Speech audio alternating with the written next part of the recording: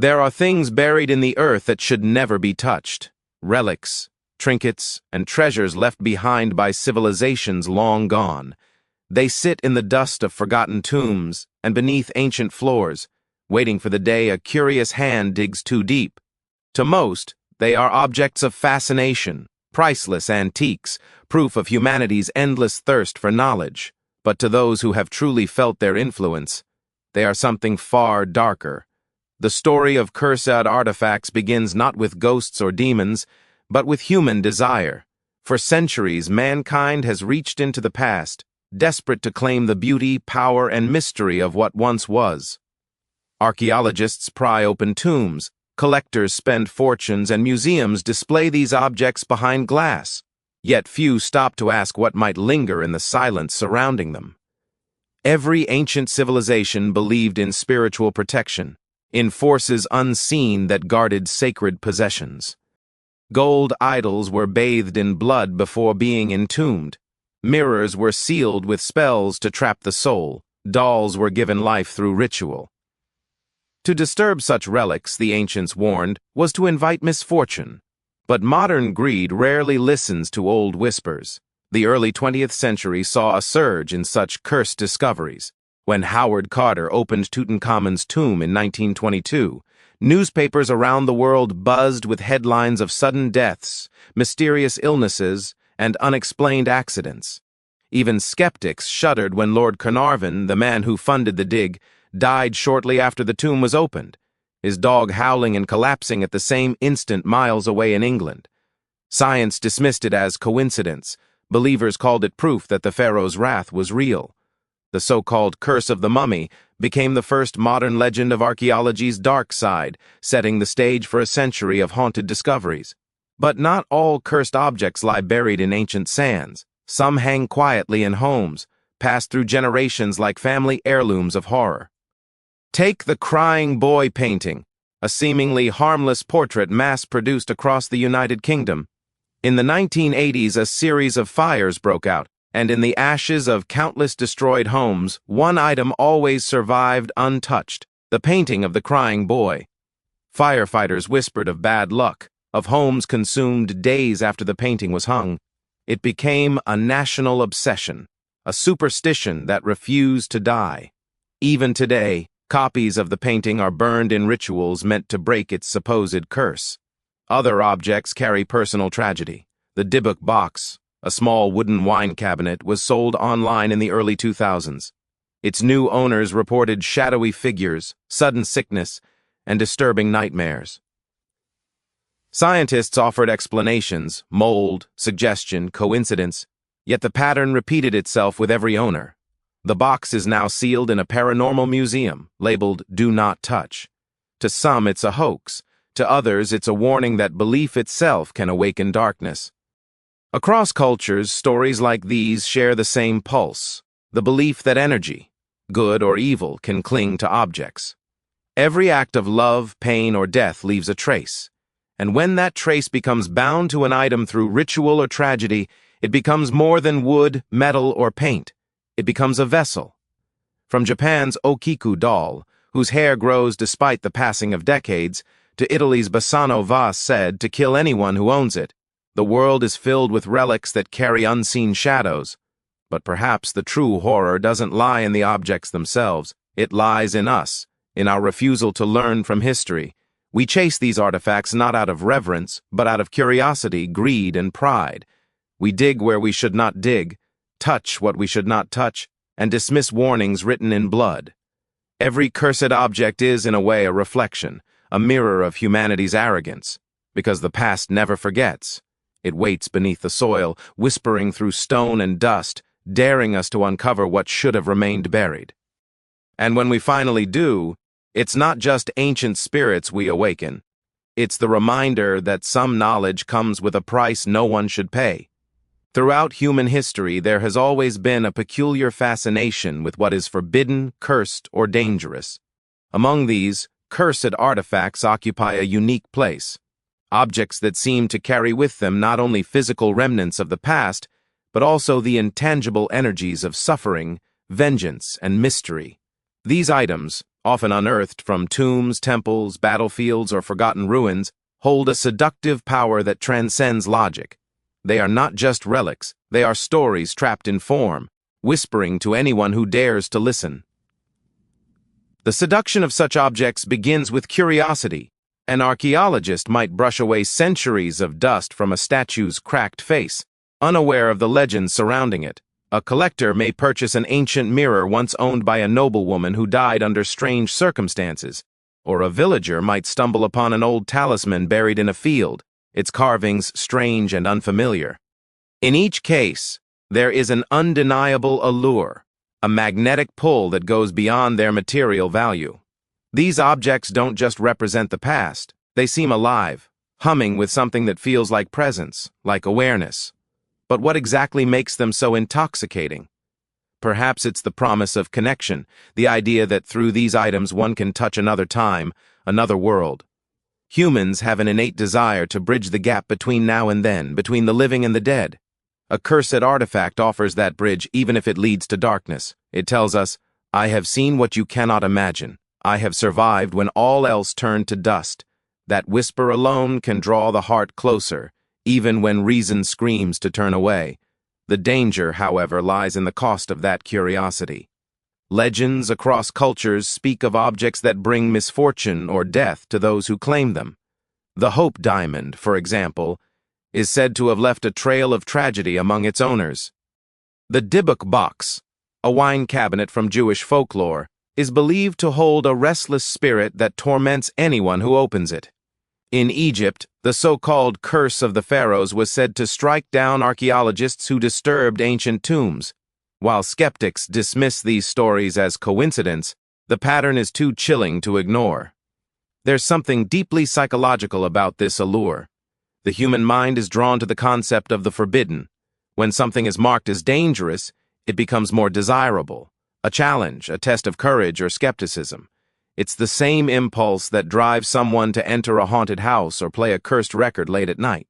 We seek control over fear, believing that by facing it we can master it. But cursed artifacts often flip that equation. Instead of conquering the darkness, one becomes consumed by it. In many accounts, those who come into contact with cursed items describe similar experiences: a shift in mood, strange sounds in the night, inexplicable illness, or obsessive attachment. These symptoms are often dismissed as superstition, yet they persist across time and geography.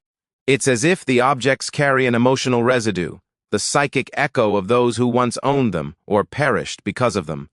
Scientists have even explored the concept of psychometry, the idea that physical objects can retain the energy of events or people connected to them.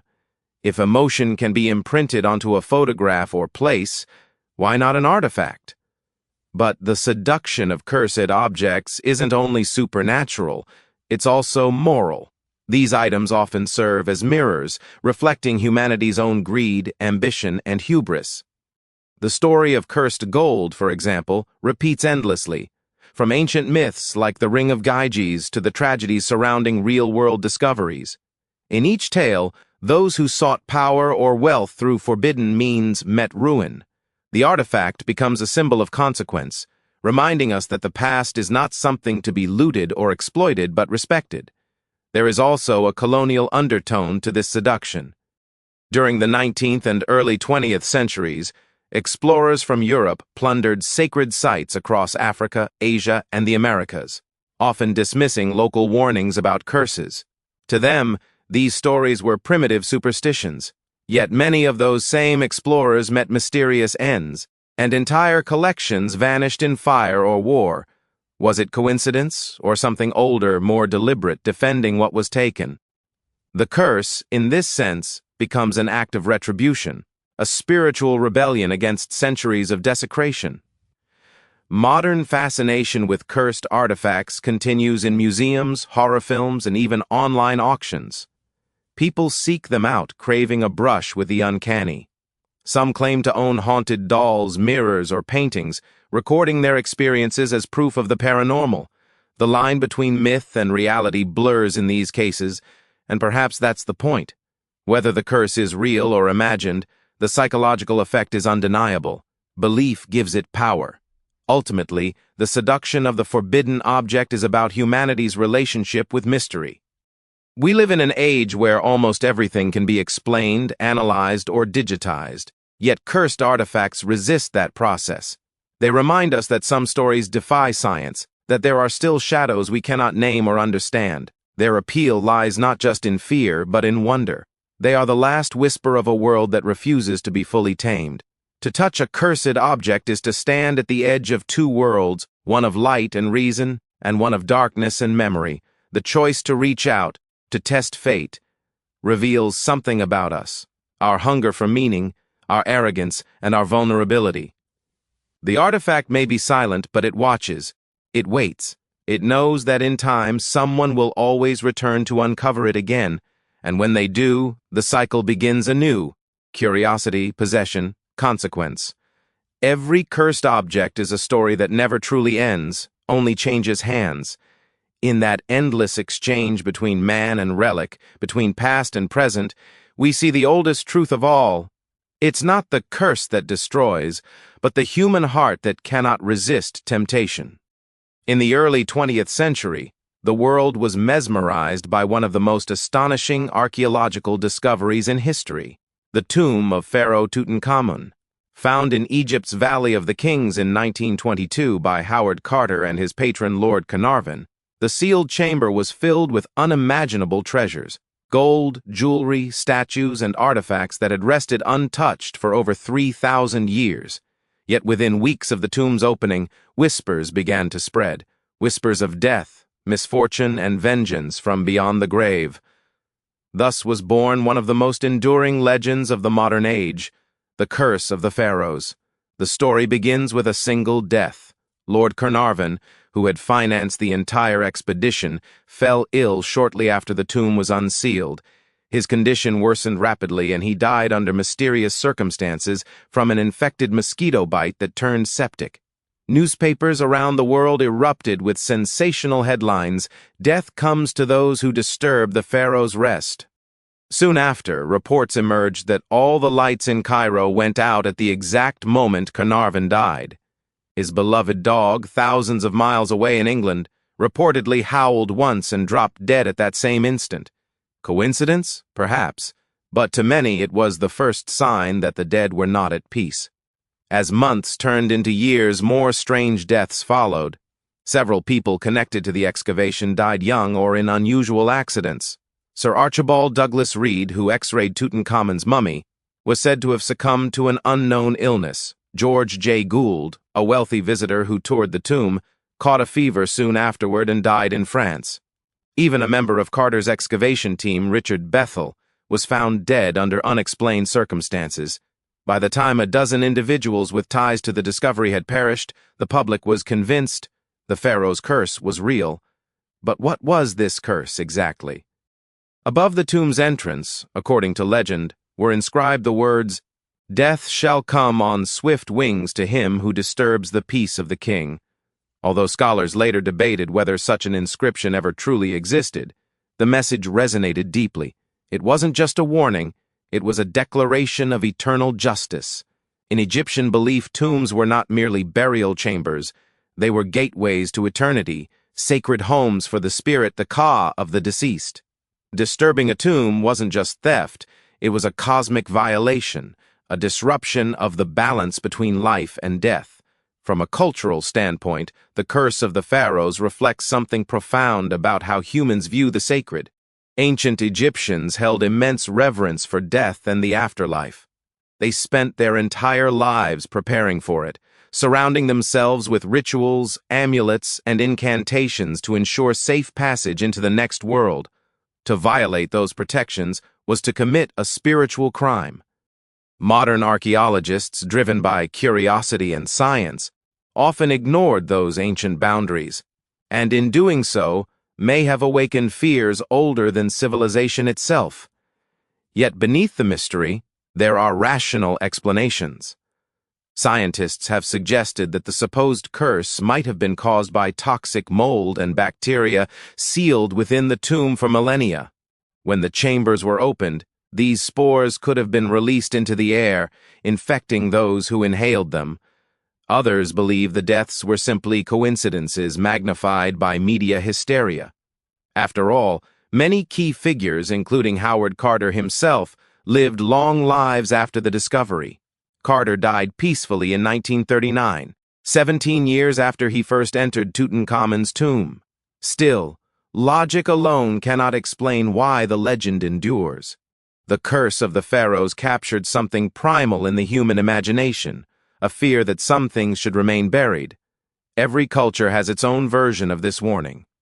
In Greek mythology, it is Pandora's box. In Christianity, it is the forbidden fruit. In modern times, it is the archetype of the haunted relic or forbidden knowledge. The pharaoh's curse became a symbol of human hubris, the belief that we can claim dominion over all things, even death itself. The discovery also exposed the moral tension between exploration and exploitation. Western archaeologists, mostly British and European, treated Egypt's tombs as treasure troves rather than sacred spaces. Gold masks and statues were shipped to museums, mummies were unwrapped in public spectacles. To the Egyptians, this was desecration. To the Western world, it was discovery. The curse, in a metaphorical sense, can be seen as the spirit of Egypt striking back, a cultural revenge for centuries of colonial plunder disguised as scholarship. In the decades that followed, the curse of the pharaohs became embedded in pop culture. Newspapers printed ghostly tales of mummies' revenge, filmmakers spun it into horror classics, and authors wrote entire novels inspired by the supposed supernatural wrath. The curse became a mirror reflecting humanity's collective guilt, a way to make sense of the moral weight of disturbing the dead. It wasn't just the pharaohs who were angry, it was history itself. Psychologically, the curse also reveals the power of belief. Once the idea of a curse was planted, it grew like wildfire, influencing perceptions, emotions, and even outcomes. Those who believed they were cursed might have subconsciously succumbed to stress, anxiety, or psychosomatic illness. In that sense, the curse didn't need to be supernatural. It only needed to be believed. Fear alone can kill, and faith in darkness can make it real. What makes this legend endure isn't the number of deaths or the science behind them, it's what it says about us. We are drawn to the unknown, yet terrified of its consequences. We dig into graves, ancient temples, and forgotten catacombs not just to uncover history, but to feel a brush with eternity. Every cursed tomb, every artifact unearthed, is a reminder that the past is not as silent as we think. The curse of the pharaohs remains one of the most haunting examples of humanity's obsession with forbidden discovery. Whether the deaths were coincidence or cosmic justice, the story serves as a timeless warning. There are some doors that should never be opened, some secrets that belong only to the dead. And perhaps, somewhere in the golden silence of Tutankhamun's resting place, the young king still whispers a truth we have yet to learn, that those who forget respect in the pursuit of knowledge may one day find themselves cursed not by pharaohs, but by their own unrelenting hunger for more. Among the most unsettling, cursed artifacts in history are those that appear harmless, objects so ordinary that their sinister nature seems impossible. One such relic, shrouded in fear and fascination, is known as the mirror that reflected death. Its story begins in the misty countryside of 19th-century England, where an antique mirror became infamous for showing not reflections of the living, but visions of those about to die. The mirror, according to legend, originally hung in a grand manor owned by the Whitby family, aristocrats known for their strange experiments in spiritualism. During the late 1800s, seances, ghost photography, and mirror gazing were all the rage among the upper classes who longed to contact the other side. Lady Eleanor Whitby, the matriarch, was particularly obsessed with the idea that mirrors could serve as windows to the beyond. She believed that glass, when polished under moonlight, could trap the energy of the souls that passed before it. Her fascination turned fatal when, during one winter seance in 1872, her husband collapsed suddenly in front of the mirror, his eyes wide open, staring at his own reflection. After that night, servants began to whisper that something within the mirror had changed. Guests who gazed into it for too long claimed they saw fleeting images, not their own faces, but pale, unfamiliar ones staring back. Some described seeing coffins, Others, shadowy figures lingering behind them. A maid who tried to cover the mirror with a cloth found the fabric soaked with condensation the next morning, as though the glass had been breathing. Within months, tragedy struck again. Lady Whitby's son died in a riding accident, and her daughter succumbed to fever soon after. The mirror was blamed, and eventually it was locked in the attic, covered with a heavy black veil.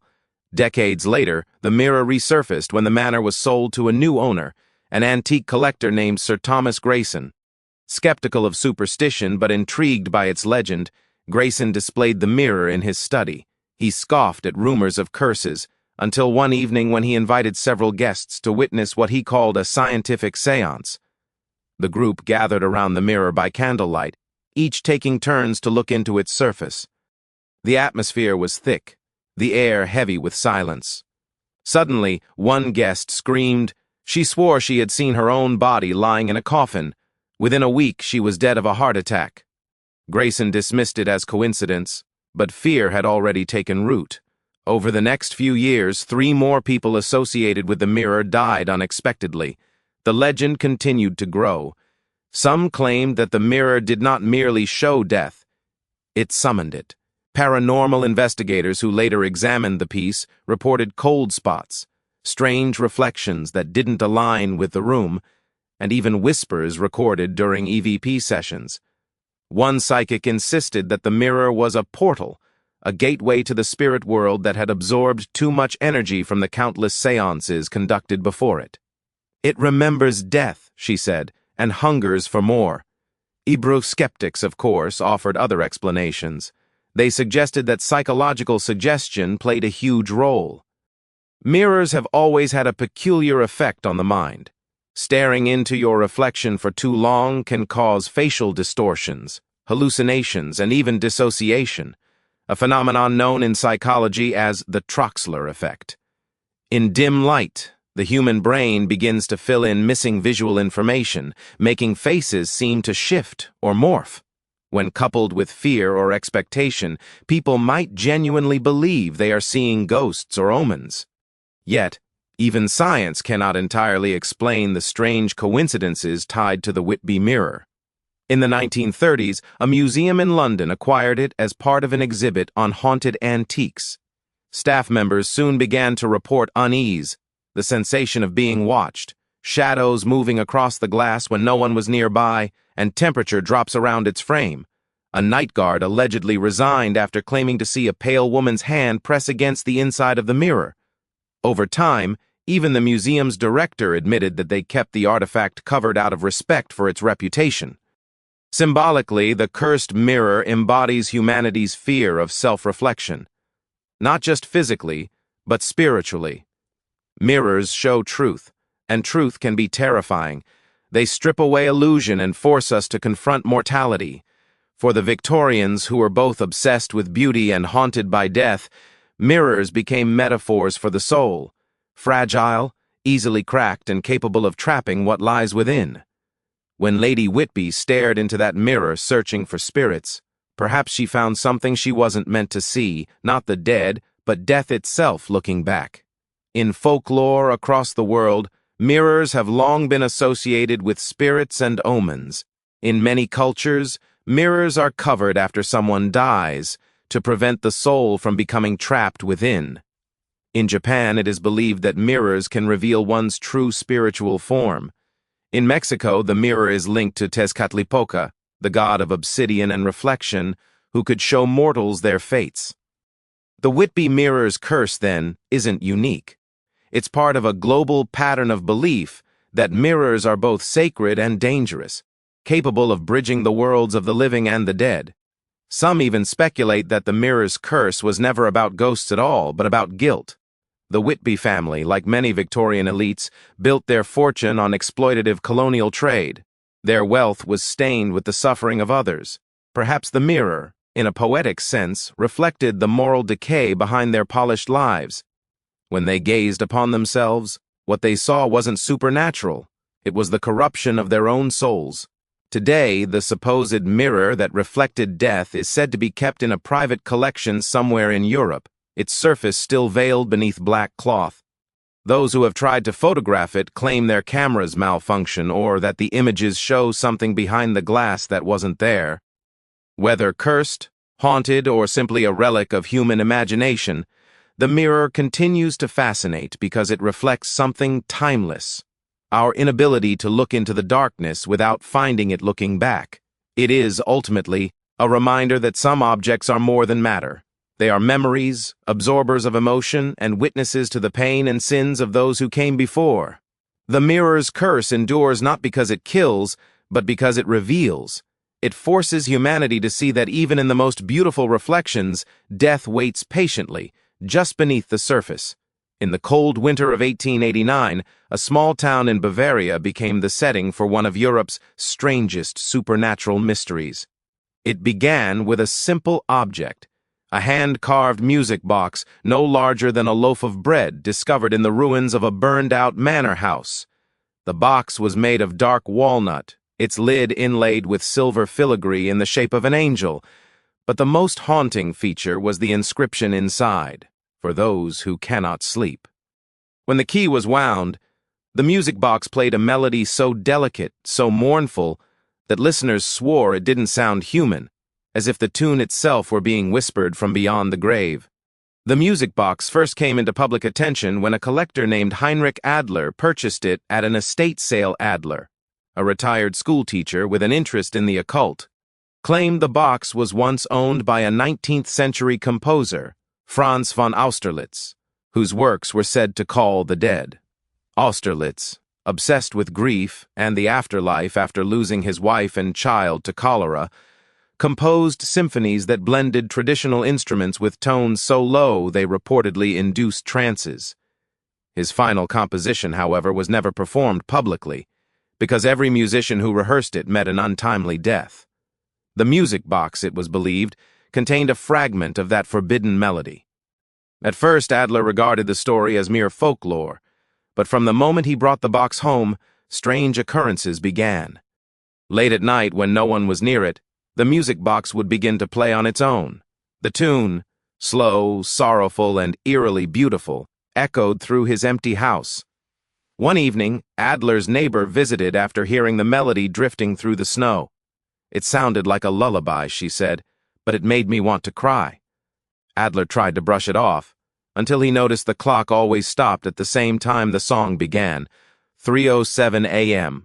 Over the following weeks, Adler began recording the melody, hoping to analyze its sound waves, but when he played the recording back, he claimed to hear faint whispers beneath the notes, voices speaking in languages he could not understand. Once he swore he heard his late wife's voice say his name. Neighbors began to complain of strange dreams after hearing the song through open windows. Some dreamt of loved ones calling to them. Others saw pale faces hovering over their beds. A young girl who lived nearby fell into a deep sleep after hearing it one night, and never woke up. Word of the cursed music box spread quickly. Scientists dismissed the phenomenon as hysteria, suggesting infrasound frequencies from the box could trigger unease or hallucinations. But a visiting priest, Father Matthias Kruger, took a different view. He believed the melody acted as a spiritual invocation, a kind of bridge between the living and the dead. He urged Adler to destroy it, warning that no man should open a door that has no hinges. Adler refused, claiming he was close to understanding the language of spirits. Days later, his house caught fire. The blaze consumed nearly everything, except the music box, found untouched amid the ashes. The box then disappeared for decades, only to resurface in 1935, in the hands of a German officer during World War II. His regiment was stationed near Poland when soldiers reported hearing faint music at night coming from his quarters. Within a week, the officer and 2 others were found dead, their expressions peaceful, as if they had simply gone to sleep. The soldiers buried the box in a nearby field, terrified it would bring more death. But even after burial, locals claimed to hear faint music on the wind during full moons. Psychologically, the story of the cursed music box plays on one of humanity's oldest instincts: the emotional power of sound.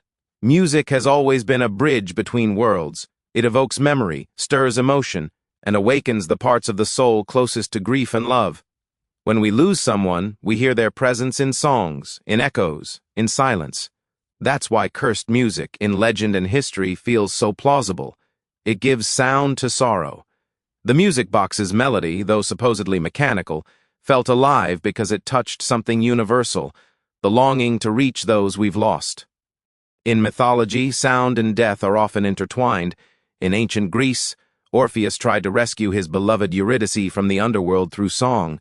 In many cultures, the dead are guided by chants or music to their final rest. If music can calm spirits, perhaps it can also awaken them. The story of the music box is a cautionary tale about what happens when art crosses into the supernatural, when beauty becomes the vessel of damnation. Even in modern times, replicas of the so-called Austerlitz lullaby have been recreated from written accounts. Musicians who have tried to reproduce it claim it causes dizziness, panic attacks, and uncontrollable tears. Some even report auditory hallucinations while playing it, as if other instruments join in. To this day, no full version of the melody has ever been recorded. Every attempt ends prematurely, with equipment failure or the player refusing to continue. Symbolically, the cursed music box represents the human desire to immortalize emotion, to preserve the voice of love and grief forever. But in doing so, it traps that emotion, looping it endlessly, turning beauty into torment. Like grief itself, the song never ends. Today, stories of haunted music boxes continue to circulate, from cursed antiques on auction sites to eerie melodies found in old recordings. Whether myth or reality, the idea endures because it reflects something profoundly human, the belief that love, loss, and death can all speak the same language, the language of sound. Perhaps the box's inscription said it best: for those who cannot sleep, for the dead who refuse to rest, or for the living who cannot let go, the music box remains a haunting reminder that some melodies are not meant to be heard, and once they are, silence may never return.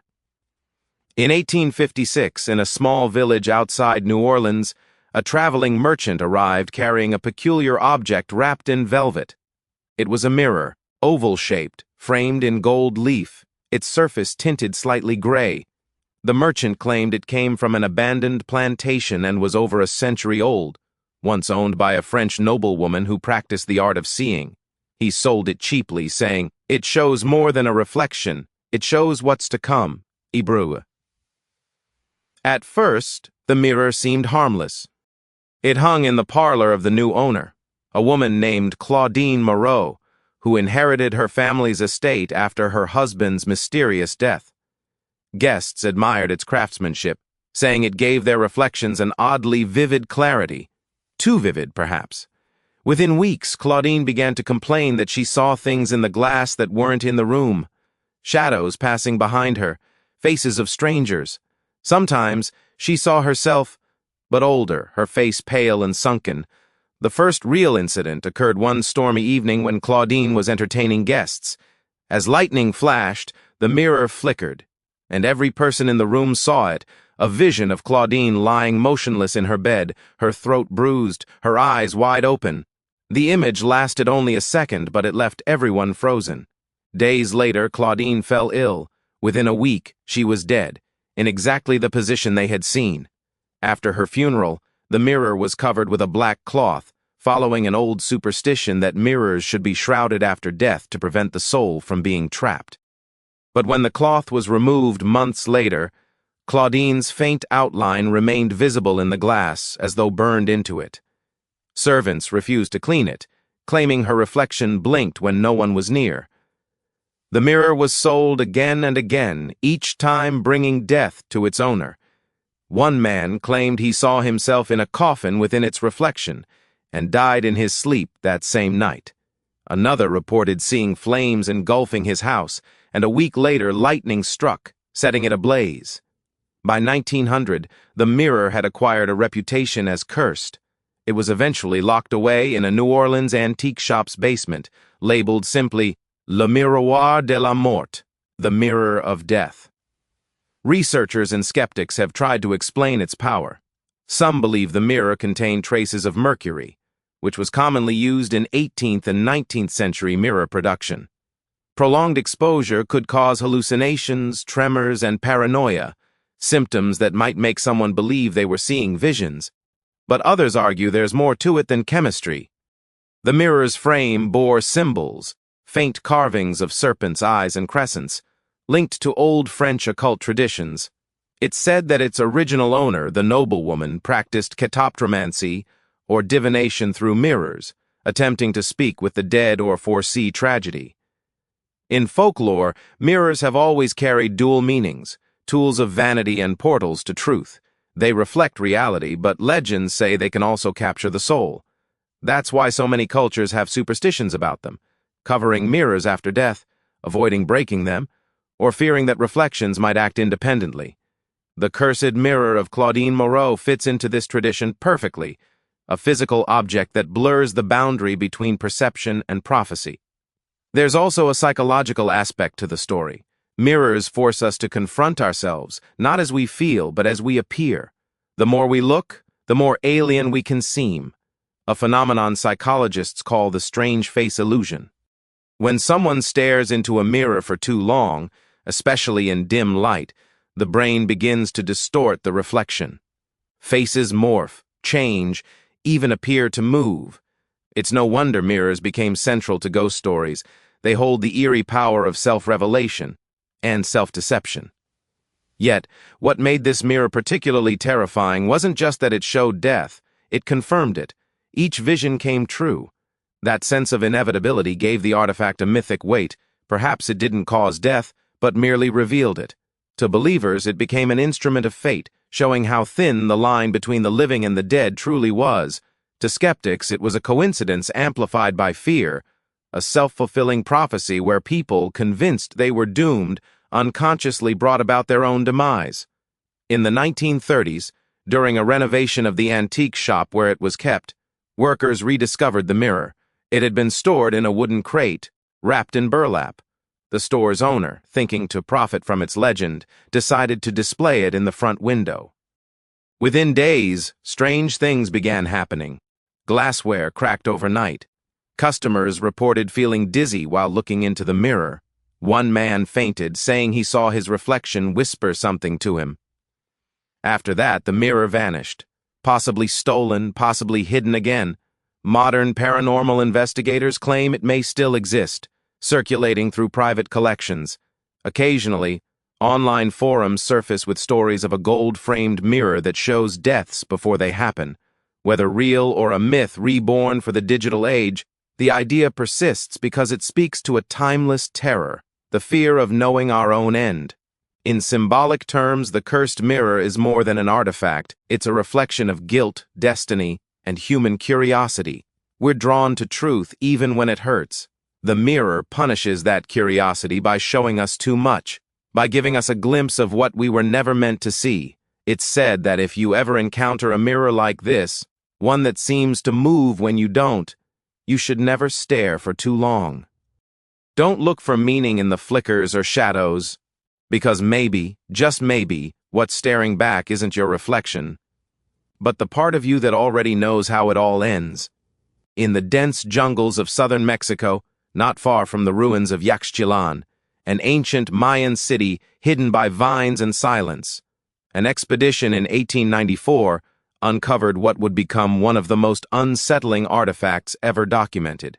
A small idol carved from obsidian, its eyes inlaid with jade, and its mouth slightly open as if frozen mid-speech.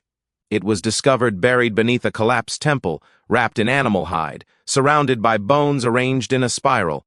At first, the idol seemed to be a work of art, intricate, precise, unlike any other Mayan sculpture known at the time. But the expedition members noticed something strange immediately. When sunlight hit the idol's eyes, it seemed to shimmer with a wet, lifelike gleam. Local villagers refused to touch it, calling it El Susurrador, the Whisperer. They warned the archaeologists that it was an idol to Apuk, the god of death, and that those who disturbed it would hear voices at night, voices that spoke not in words but in breaths. The team dismissed the warnings. The idol was carefully packed and shipped to a private museum in New York, where it sat for years collecting dust and whispers. Then, one by one, strange events began to occur. The expedition's leader, Dr. James Rutledge, wrote letters to his colleagues describing vivid nightmares. In them, he stood in a dark corridor, hearing something calling his name from the shadows. Each night, the voice came closer. When his body was later found in his study, he had written a single word on the wall in chalk: "Listen." What followed was a pattern of obsession and ruin. The curator who cataloged the idol was institutionalized after claiming that the statue spoke to him, promising knowledge from the underworld. 2 guards at the museum quit within months, reporting that the artifact's eyes followed them as they walked. One said he heard a faint hissing sound whenever he turned his back. By 1901, the idol was removed from display and placed in storage. But even sealed in a crate, witnesses claimed they heard faint tapping, as though something inside wanted to get out. To understand its legend, we must look at the beliefs of the civilization that created it. In Mayan mythology, Apuk was the ruler of Mitnal, the lowest level of the underworld, a place of endless suffering and silence. But Apuk was not only the god of death, he was also a keeper of secrets. The Mayans believed that through ritual sacrifice and deep meditation, a priest could hear the voices of the dead, and that these voices could reveal truths about fate, disease, and time. Some scholars now think that the idol was used as a medium, a focus object that priests believed could channel the spirits. The spiral of bones found around it may have been part of a ceremony meant to contain whatever presence resided within. When the archaeologists disturbed that containment, they may have released something that, in a psychological sense or perhaps something darker, sought a new listener. Skeptics argue the idol's legend is a product of suggestion and paranoia. The whispering could have been the result of air moving through small cracks in the obsidian, creating a faint hissing sound when temperature or humidity changed. The hallucinations and deaths, they say, could be explained by tropical diseases or coincidence. But the psychological effects cannot be ignored. Several museum records describe staff members who developed auditory hallucinations and insomnia after working near the artifact for extended periods. In 1937, the idol resurfaced when a private collector named Bernard Keller acquired it at an estate sale. Keller, a wealthy antiquarian, was fascinated by occult objects and claimed to hear frequencies in ancient artifacts. Within a year, his mansion staff quit en masse, citing strange noises and whispers in the gallery room. Keller himself grew increasingly erratic, convinced the idol spoke to him in the voice of his deceased wife. In his journal, he wrote, "It doesn't whisper words anymore. It breathes with me." 2 weeks later, he was found dead of apparent heart failure, his body slumped before the idol, both eyes open, his expression peaceful. After Keller's death, the idol vanished again, believed to have been stolen or buried by his surviving relatives. For decades, it was considered lost. But in 1979, a shipment of unregistered artifacts seized by U.S. Customs reportedly contained a small obsidian figure matching its description.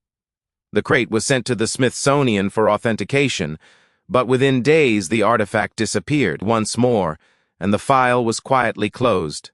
Today, the whispering idol remains a mystery, part of archaeological folklore, part of modern myth. Some say it still circulates among private collectors who believe it can connect them to something beyond the human realm.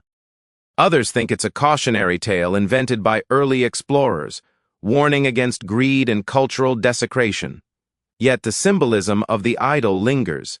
It represents humanity's ancient hunger to hear what lies beyond, to make contact with the unseen. Every civilization has tried to speak with the dead, whether through rituals, technology, or faith. The idol's curse, if one exists, is not that it kills, but that it answers.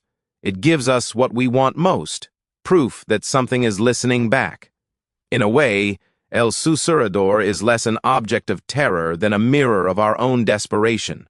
We crave meaning in the silence, voices in the dark, messages from the void. Whether the whispers come from a cursed idol or our own minds, they tell the same story, that we cannot stop asking the question even when the answer is unbearable. And perhaps, in some forgotten warehouse or private vault, the idol still sits, eyes glinting faintly in the dark, waiting for someone brave or foolish enough to listen once more.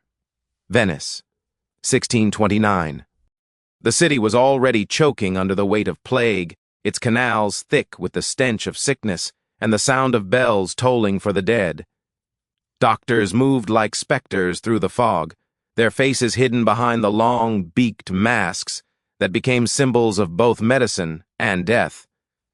Most of these masks were made from simple leather or papier-mâché, but one, according to legend, was not. It was said to be crafted from something far older and far darker. This artifact, known today as la máscara de hombre, the mask of shadows, is believed to have belonged to a doctor named Giacomo Verani. He was a respected physician, a man of science in a time ruled by superstition. Verani treated hundreds of plague victims in the heart of the Venetian outbreak, but after his death, his name was struck from official records. His home was sealed by the Republic, and whispers began that he had gone mad in his final days. The mask he wore, they said, was cursed, and those who touched it would hear screams not of the dying but of the dead. The mask first appeared at an auction in Florence in 1882. The catalogue described it as a finely preserved physician's mask, leather stretched over bone, lined with unknown resin. That last phrase drew the attention of historians. The mask's surface wasn't simply hardened, it seemed alive with fine veins visible beneath the lacquer. The buyer, an English collector named Edmund Vance, displayed it in his private gallery. Within weeks, servants refused to enter the room. One claimed that in candlelight the mask's glass eyeholes reflected not her own face, but that of an old man with hollow eyes. Soon after, Vance began suffering night terrors. His journal entries describe visions of corridors lined with corpses and whispers in a language he did not know. He became convinced that the mask wanted to be worn. He wrote, "Each night I feel it watching. It waits for me to breathe close enough. It remembers the air of death." His body was found in the gallery days later, the mask fused to his face. When authorities removed it, the skin beneath had turned black, as if burned from within. The mask was confiscated, studied, and quickly sealed away. Experts discovered that its interior was coated with a substance made of dried herbs, blood, and something that resembled powdered bone, human bone. Some believed Verani had created it not as protection against the plague, but as a vessel. During that period, some physicians mixed science with occult practice, desperate to understand the disease that consumed entire cities. Verani's records, what little remained, hinted at experiments involving soul retention and spiritual quarantine, the belief that a doctor could trap the essence of death itself, keeping it from spreading. But the mask, if the accounts are true, did something else entirely. Survivors of Verani's household claimed that he began to change. His skin grew pale, his voice deepened, and he no longer removed the mask even to eat. One maid said she saw him speaking softly to it in the dark, his tone tender, as if to a lover. Others claimed that he was not speaking to the mask, it was speaking back. The transformation climaxed when neighbors heard screams from Verani's home one winter night. The next morning, the door was locked from the inside. When officials broke in, they found the house empty, save for the mask on the table dripping with blood. What made this story endure was not merely its horror, but its eerie parallels with documented events. The mask, rediscovered centuries later, tested positive for traces of mercury, lead, and arsenic. All substances used in early plague treatments, but also capable of inducing hallucinations and madness when absorbed through the skin. Science might explain Verani's deterioration, but not the accounts of voices, or the strange effect the mask seemed to have on those who saw it. In 1911, the artifact was reportedly acquired by a private museum in Vienna. During its short display, visitors claimed to feel faint or hear muffled breathing sounds when standing near the case. A night guard disappeared during his shift. Only his lantern and a smear of black residue were found by the glass. The exhibit was shut down the next morning. The mask vanished again during World War II, when the museum's collection was evacuated ahead of bombings. Its crate was never recovered. Some say it was destroyed, others whisper it was taken by an occult division of the SS who sought artifacts with energy of death. Whatever the truth, La Máscara de Hombre became a ghost story, a tale told among historians and collectors who trade in forbidden objects. Yet the legend persists because of one last piece of evidence. A 1963 photograph from an Italian estate auction shows a figure wearing what appears to be the same plague mask, its beak cracked, its surface glistening like flesh. The photo is blurry, but the mask's eyes, two dark, hollow pits, seem to shine. The lot number listed below was never sold, and the auction records for that year are missing. If the mask still exists, no one has admitted to owning it. But whispers circulate in collector circles of a certain object that breathes when the room is silent, that fogs up slightly from the inside, as if lungs still hide within. Perhaps it is only a myth, born from centuries of death, fear, and imagination. Or perhaps Giacomo Verani succeeded in his twisted goal, trapping death itself within the beak of his mask, dooming every soul who dares to wear it to become its next host.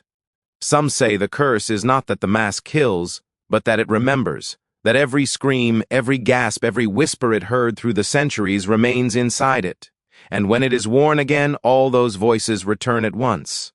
And so the mask waits somewhere in the world's dark corners, patient as time, silent until it finds a new face to claim. In the old halls of the Beaumont estate in Savannah, Georgia, there hangs a mirror unlike any other, 7 feet tall, framed in tarnished gold, its glass so dark it seems to swallow light.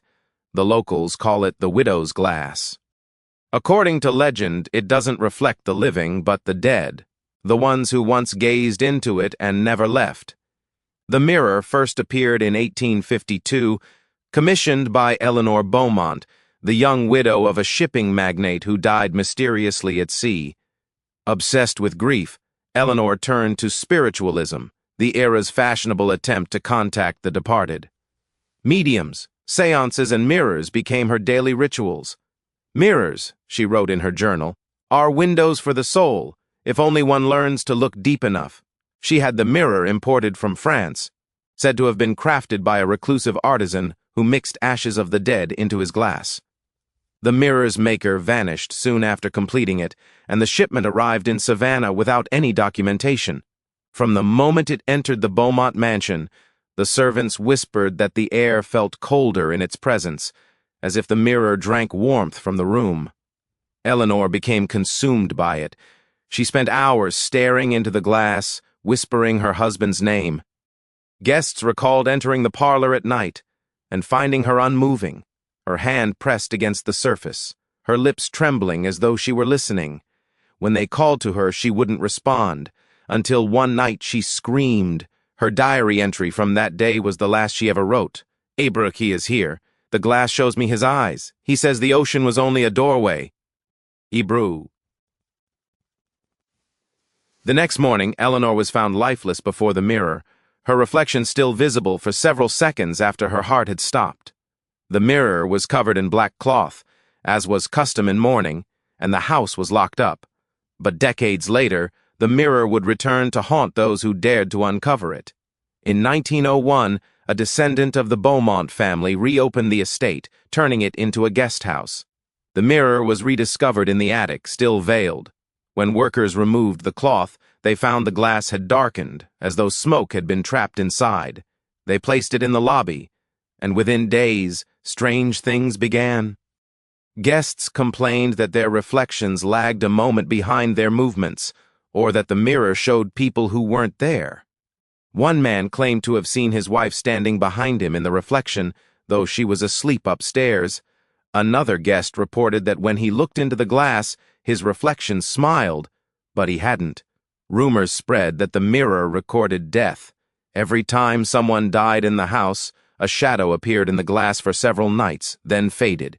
By 1923, the inn had closed after a maid disappeared while cleaning the lobby. The only trace of her was a single handprint on the mirror, from the inside. The mirror changed hands several times over the next century, each owner meeting strange ends. A photographer in the 1940s bought it for his studio. Every portrait taken near it developed with faint faces in the background, faces no one recognized. A psychic who attempted to cleanse it in 1972 collapsed mid-ritual, muttering, too many voices. Modern researchers have examined it. Some suggest that the glass, made with silver nitrate and old-world lead, interacts oddly with temperature and light, creating illusions. Others, however, point out something more unsettling. The surface reacts to human breath. When someone exhales near the mirror, faint finger-like streaks appear across it, though no one is touching the glass. What makes the widow's glass truly terrifying is its apparent sentience. Witnesses say that if you stare into it long enough, it learns your face, and once it does, you will always appear in its reflection, even when you're not there. Visitors who viewed it at museums have reported seeing their reflections blink when they themselves did not. One guard swore he heard whispers coming from it when the lights were off. Not random noise, but soft, pleading words in an old dialect of French. The mirror was last documented in 1997, when it was part of a private paranormal collection in New Orleans. During a hurricane evacuation, the collector returned to find his home ransacked, but the mirror untouched. Yet something had changed. The glass was now cracked, a spiderweb fracture across the center, and faintly visible within the crack was a human face. Forensic experts who examined the photograph said it was likely an optical illusion, a distortion caused by the broken glass and shadows. But others, especially spiritual historians, argue differently. They claim the mirror sealed itself, trapping one last soul inside, perhaps the collector himself, who vanished shortly after the storm, leaving no trace. Today, the Beaumont estate stands abandoned. Locals say on humid nights, lightning sometimes flashes through its broken windows, catching the outline of a massive mirror still standing in the parlor. If one looks closely, some say, the glass no longer reflects the empty room, but the ghosts of those who once stared too long. The legend warns, a mirror remembers. Every glance, every gaze, every reflection leaves an echo. In most mirrors, that echo fades, but in the widow's glass, it lingers, trapped between worlds, waiting for another desperate soul to look deeply enough to awaken what lies within.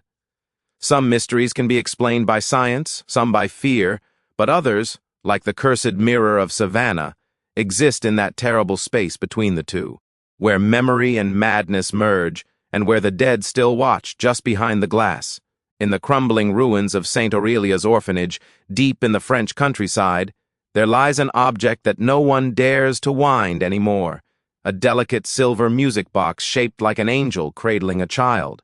For over a century, locals have whispered that when the box plays, someone dies before dawn. But its melody is not just a tune, it is a summons.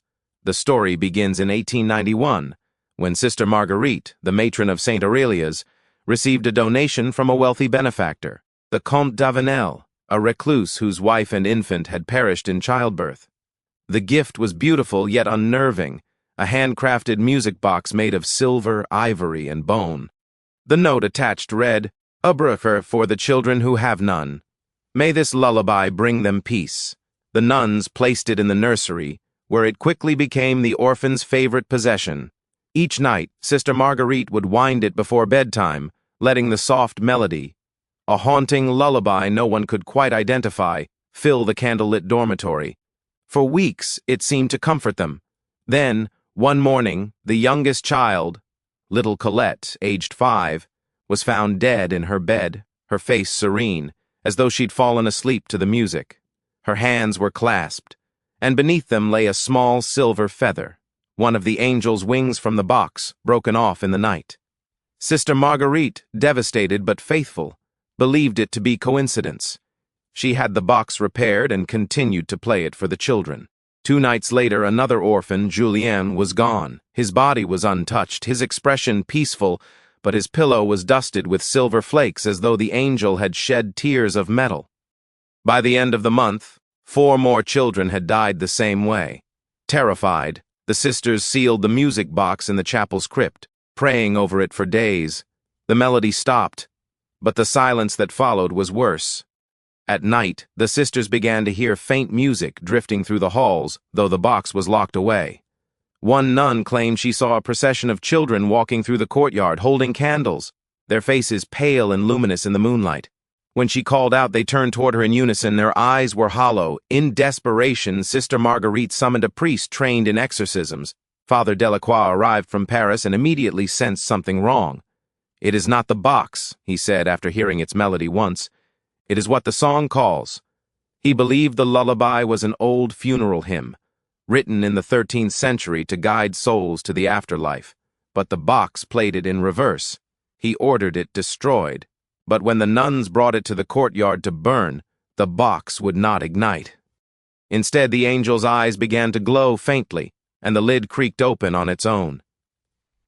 Inside, the tiny silver figure of a child began to move, rocking back and forth as if breathing. Then the melody began again, this time without anyone winding it. Father Delacroix tried to smash it with his crucifix. The sound that followed shattered every window in the orphanage. When the dust settled, the box was gone, and the priest lay dead, his body cold, his hand frozen in mid-swing. After that night, the orphanage was abandoned. Locals claimed the melody could still be heard on the wind, especially in winter when the moon was high. The few who dared to enter said the nursery was untouched, except for the empty pedestal where the music box had once sat. Some swore they saw tiny footprints in the dust, too small to belong to the living. Decades later, in 1924, a group of researchers investigating haunted sites in France located the music box again, this time in the private collection of a Parisian antiquarian. He said it had been delivered anonymously, wrapped in black cloth. Intrigued, the researchers convinced him to let them test it. The moment they wound it, the melody filled the room, faint but impossibly clear. The recording they made that night is still preserved, a soft, childlike tune that seems to shift pitch when played backwards. The lead researcher, Dr. Henri Valois, described an overwhelming sadness while listening, as if the air itself were mourning. 3 days later, Valois' assistant was found dead in his apartment. Cause of death, cardiac arrest. On his desk was a note in shaky handwriting. "I heard the children singing." The music box disappeared once again after the Second World War. A rumor spread that a German officer had taken it, believing it to be a valuable antique. His regiment perished in a fire the next week. Only ashes were found, and a single unburnt object, polished and perfect, the angel of silver holding its tiny child. In 1987, an audio engineer claimed to have come across a recording labeled St. Aurelia's Song. When he played it through digital filters, faint voices became audible beneath the melody. Children humming, then whispering words in French, "Nous sommes encore ici." We are still here. No one knows where the music box is now. Some believe it was buried under the ruins of the orphanage, which collapsed after a lightning strike in 2001. But travelers who pass the site still report hearing a tune, soft as breath, drifting through the fog. The legend says the box doesn't just play music, it plays memory. Each note is a fragment of the souls it claimed, echoing endlessly until someone listens again. And when they do, the melody changes, because the dead have learned something new to sing. They say if you ever find a silver music box shaped like an angel, never wind it, for the song it plays is not for the living. It is a lullaby for those it's ready to take. In a forgotten farmhouse on the outskirts of Savannah, Georgia, an antique mirror hangs in a cracked wooden frame, the last relic of Eliza Harrow, a widow who died alone in 1852. Her story has faded from history books, but the locals still whisper about the mirror that refuses to forget what it has seen. They call it the widow's reflection. Hebrew. Eliza Harrow's life began in comfort. She was the daughter of a plantation owner and was married young to Captain Jonathan Harrow, a man twice her age but revered for his military valor. Their marriage, though formal, was peaceful, until Jonathan returned from the Seminole Wars a changed man. He spoke little, drank much, and often stared into the grand gilt mirror that hung in their parlor, a Venetian piece imported at great expense, framed in obsidian and silver. The household servants whispered that the captain talked to it, whispering names and weeping softly when he thought no one was near.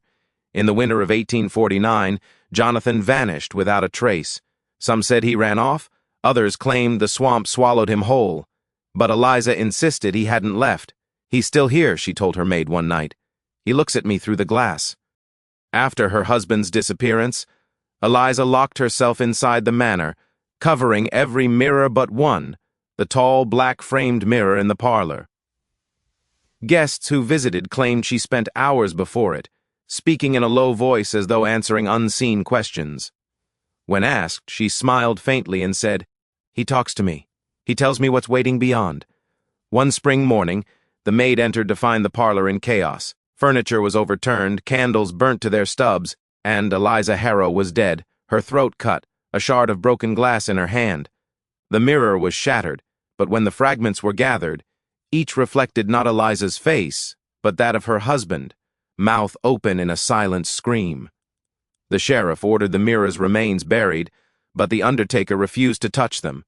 The pieces were sealed in the cellar, where they remained until 1890, when the house was bought by a new family, the Crawfords. During renovations, the workers uncovered the mirror shards wrapped in black silk. They decided to reassemble them, perhaps out of curiosity or greed. It was, after all, valuable Venetian glass. The day they finished, a worker sliced his hand while polishing it. He laughed it off, saying the mirror bit him. But that night, he was found dead in his bed, throat cut as though by a blade. The Crawfords dismissed it as coincidence.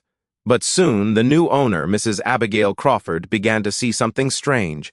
When she stood before the mirror, her reflection would sometimes lag, moving a heartbeat slower, blinking when she didn't. Once, she swore she saw someone else's hand resting on her shoulder. She ordered the mirror removed, but when the servants tried to lift it, it wouldn't budge, as if nailed to the wall. The very next night, Abigail woke to the sound of glass cracking. She ran downstairs and found the mirror covered in handprints, hundreds of them, pressed from the inside. After that, she abandoned the house. It sat empty for decades, except for thrill-seekers and occultists who tried to uncover the mirror's secret. In 1937, a spiritualist named Dr. Malcolm Wren acquired the Harrow mirror for study. He claimed it was an empathic object, one that absorbs human energy and emotion. He conducted experiments in a controlled chamber, using early photography to capture residual hauntings. The results shocked him. In the photographs, the mirror reflected a room full of figures, dozens of pale silhouettes standing behind the observer, staring outward. None of them were visible to the naked eye. Wren's assistant quit the next day, saying she heard someone whisper her name every time she turned her back on the glass. Within a month, Dr. Wren was dead. Found slumped in his chair before the mirror, camera in hand, expression frozen in terror. The police report noted something odd. Though the glass appeared intact, his reflection was missing from it entirely. The mirror passed through several collectors' hands after that, each meeting misfortune. Fires, suicides, vanishings. By 1970, it was stored in a museum basement, mislabeled as 19th-century Venetian replica. But the curse wasn't finished. In 1992, a team of restorers began cataloging forgotten artifacts. When they cleaned the Harrow mirror's surface, they discovered faint brown streaks that looked like rust. Lab analysis revealed it wasn't oxidation, it was blood, human blood, soaked into the silvering beneath the glass. The technician who made the discovery vanished 2 days later. Security footage showed him standing before the mirror at 2:17 a.m., staring motionless for several minutes. Then, without warning, the screen flickered, and he was gone. Only his reflection remained, pressed against the glass, mouth open in a scream. Today, the Harrow mirror is rumored to be locked in a private vault in New Orleans. Paranormal investigators who've seen photos claim that if you stare too long, you can see the figures too. Countless faces trapped behind the silver, watching, waiting. Some say the mirror doesn't reflect what's in front of it. It reflects what the room has seen. Every act of violence, every moment of fear, burned into its memory. Others believe it feeds on obsession, drawing the curious closer until they join the world inside. And perhaps the most chilling theory of all comes from a note found in Dr. Wren's papers, written the night before his death. "Abraca, the mirror is not haunted, it is hungry. Each reflection is a door, and some doors only open when you bleed. If you ever come across an antique mirror framed in black wood and silver, and notice your reflection smiling before you do, Ibroka, turn away, because some reflections are not yours to keep.